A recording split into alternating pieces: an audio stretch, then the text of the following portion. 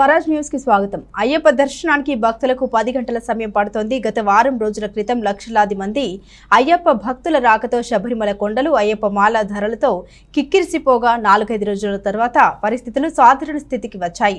మళ్లీ 2-3 రోజుల తర్వాత శబరిమలలో భక్తుల రద్దీ పెరగబోతుంది. కొట్టాయం రైల్వే స్టేషన్ తో పాటు ఎరిమెల్లో భక్తుల రద్దీ సాధారణంగా ఉన్నప్పటికీ పంబా నుండి శబరిగిరులకు వెళ్లే దారులన్నీ భక్తులతో కిటకిటలాడుతున్నాయి.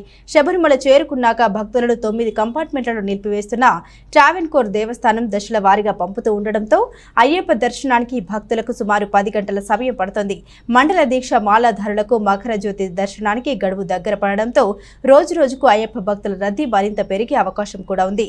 భక్తుల రద్దీ దృష్ట్యా కేరళ ప్రభుత్వం ప్రత్యేక చర్యలు చేపట్టగా ఇప్పటికే కేంద్ర బలగాలు విధులు నిర్వహిస్తున్నాయి.